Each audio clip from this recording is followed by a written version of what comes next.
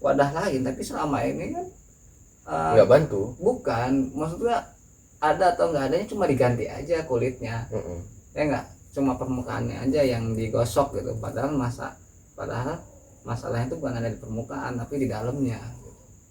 Yang lain singkat aja. Berarti lu setuju nggak adanya UN?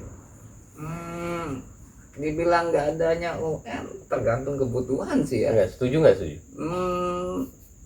Setuju aja. Setuju kalau tidak ada. Tapi UN nggak kulit aja lah. Iya kulit aja kalau dalam kacamata gua, karena yang gua lihat ternyata hasil UN. Bayangkan aja anak-anak belajar fisika tiap hari, tapi kenyataannya Fisika dapat nilai fisika itu 2, 4, 2, 4, hanya satu yang lulus sesuai dengan KKM.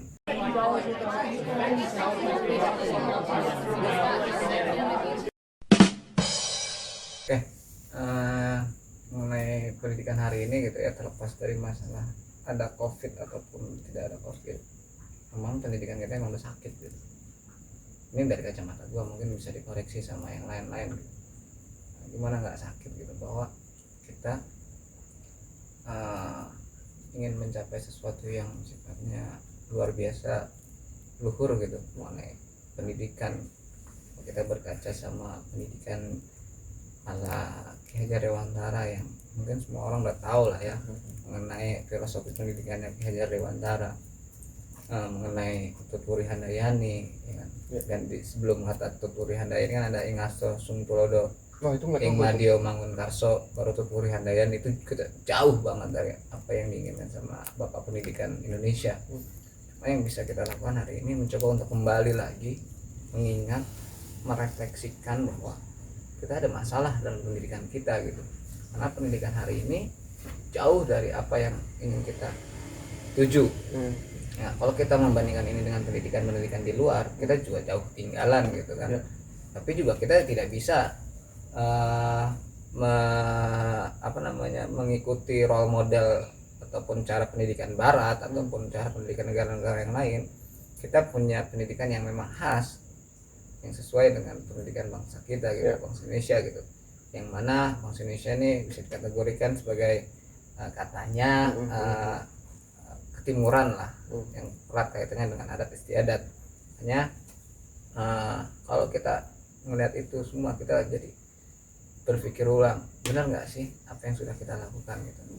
Terlepas dari adanya masalah COVID atau tidak adanya COVID, kita harus berpikir ulang bahwa apa yang kita lakukan hari ini sudah tepat atau belum gitu. Dan udah tepat atau belum? Menurut gue ya tepat atau belum itu bisa dikatakan relatif lah, tapi nggak bisa semuanya kita katakan sudah tepat, nggak bisa kita katakan semuanya tidak tepat. Tapi ranking dunia kita aja 72 kalau nggak salah dari 78. Ya memang kalau ngitungin ranking ya artinya kan ada standarisasi pendidikan yang bagus seperti apa gitu kan, baru kemudian bisa ada rankingan. Cuma kita kalau melihat ke situ terus, kita nggak akan pernah bisa membangun sendiri pendidikan yang sesuai dengan kekhasan kita sebagai sebuah bangsa Indonesia gitu. Nah itu penting, biar kita nggak ada mental terjajah ataupun mental negara yang perlu dibantu gitu. Tapi ya kita harus punya sendiri dalam pengertian pendidikan yang menurut kita paling sesuai dengan karakter adat istiadat ataupun kondisi sosial masyarakat yang ada di Indonesia gitu. Tapi semengerikan itu dengan perubahan pendidikan kita dari zaman Belanda ke Jepang, habis itu kemerdekaan, Orde Baru, sampai akhirnya ada kurikulum perubahannya, terus ada kan dari 94 ya kan? KTSP sampai terakhir KTSP 13 ya? K13. Nah itu segitu nggak baiknya mesti. Ya gue bilang tadi, gue juga nggak bisa mengatakan apa yang hari ini terjadi itu nggak baik semua, nggak bisa. Tapi juga nggak bisa menolak bahwa apa yang disampaikan hari ini juga sudah tepat juga. Itu kita harus ada selalu koreksi ke situ, karena yang kita mau tuju ini masih sangat jauh gitu. Karena untuk kata ideal kita jauh dari kata ideal, cuma udah tepat atau belum itu kita harus pikirin lagi. Nah ideal aja deh menurut menurut versi lu aja ya. Mengenai sesuatu yang ideal itu kan berarti nggak terlalu tinggi juga nggak terlalu rendah gitu kan. Itu bisa kita ukur gitu. Yang nggak terlalu tinggi itu tingginya seperti apa, rendahnya itu seperti apa gitu. Itu kita bisa katakan ideal. Misalkan kayak dengan adanya standarisasi ujian nasional, misalkan yang mungkin tahun depan dihapuskan, kita kan bisa jadi gambaran gitu. Oh ternyata standar rendah suatu negara pendidikannya diukur dari hasil ujian nasional misalkan kayak gitu. Tapi ketika kita lihat itu ternyata di praktik di lapangan itu nggak seperti itu. Praktik di lapangan nantinya ada masalah-masalah nanti, misalkan di sekolah-sekolah yang memang fasilitas gurunya nggak ada, kan nggak mungkin juga kita mengharapkan nilai yang paling bagus tapi fasilitasnya tidak disiapkan, sarana prasarana tidak disiapkan. Nah itu juga kita nggak bisa jadi ukuran. Makanya ya memang ngomongin pendidikan kita nggak bisa dalam satu malam selesai gitu ya. Karena ini menyangkut semua pihak, termasuk kita sebagai orang tua, masuk kita sebagai pemerintahan, itu semua terlibat gitu mengenai pendidikan. Oh ya, walaupun sebenarnya ranking pertama Singapura kan tetangga kita banget ya, tapi kita sangat jauh dari tetangga kita kan tuh sesuatu yang kayaknya tragis banget ya kita ngeliat itu. Tapi tujuan lu sendiri deh Bang. Kita nggak usah bicara lagi pendidikan ini bagus seperti apa. Lu punya tujuan sendiri untuk menjadi guru, menjadi pendidik dan pengajar. Ya kalau ngomongin tujuan berarti kan kita ada sesuatu yang pengen dicapai ataupun harapan yang ingin kita capai gitu kan. Gue nggak terlalu berharap banyak sama kondisi yang saat ini, tapi gue cuma mencoba untuk tetap konsisten ataupun tetap berada sesuai dengan apa yang menurut gue ideal gitu, walaupun itu belum tentu ideal.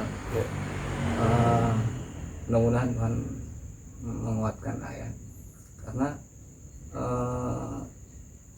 harapan gue sama anak-anak suatu saat nanti ketika anak-anak ini berada di dunia setelah SMA, dia bisa menjadi orang-orang, menjadi manusia yang seutuhnya gitu, yang hanya memenuhi pengetahuannya aja, tapi juga ada spiritualnya, tapi juga ada motoriknya, itu semua jadi satu kesatuan yang utuh gitu.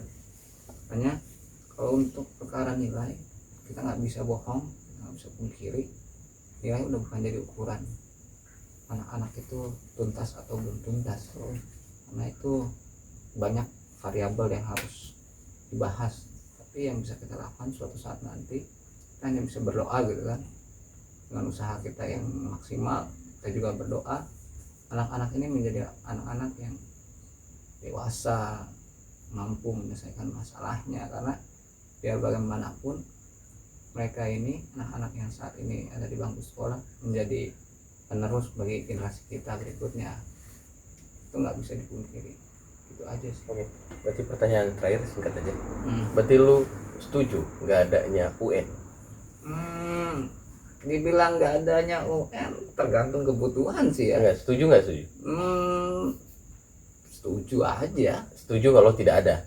Setuju kalau nggak ada, tapi kan harus ada cara ataupun wadah lain. Tapi selama ini kan nggak bantu. Bukan, maksudnya ada atau nggak adanya cuma diganti aja kulitnya. Ya nggak, cuma permukaannya aja yang digosok gitu. Padahal masalahnya itu bukan ada di permukaan tapi di dalamnya. Oke. Berarti adanya pun ujian UN digantikan, UN aja udah ganti ya. UN sampai online. Habis itu UN dikembalikan ke sekolah juga nggak jadi. Nggak jadi ini. Makanya kita selalu bermasalah sama hal-hal yang sifatnya permukaan. Kita nggak pernah jujur bahwa masalah kita itu bukan ada di permukaan aja, tapi kepada substansi atau esensinya masalah kita gitu. masalah kita tuh banyak sebenarnya, cuman selalu yang diributkan itu masalah-masalah yang sifatnya kulit aja atau permukaan aja gitu kan. Itu juga Tapi UN nggak kulit aja lah. iya kulit aja kalau dalam kacamata gua, karena yang gua lihat ternyata hasil UN, bayangkan aja anak-anak belajar fisika tiap hari tapi kenyataannya Fisika dapat nilai fisika itu 2 4 hanya satu yang lulus sesuai dengan KKM. Ya, kayak gitu. Apa yang mau kita tampilkan? Nggak mungkin kan kita tampilkan sesuatu yang buruk. ya. Nah disitulah ada proses-proses kompromi lah ya. Politis ya. Itu politis karena ya gitulah kondisinya. Ya begitulah kondisi pendidikan kita. Jadi mungkin sampai sini dulu, karena mungkin bisa sampai panjang dan ngablu banget kita nanti. Tema kita udah mulai habis, pertanyaan gue udah mulai habis. Jadi terima kasih. Assalamualaikum warahmatullahi wabarakatuh.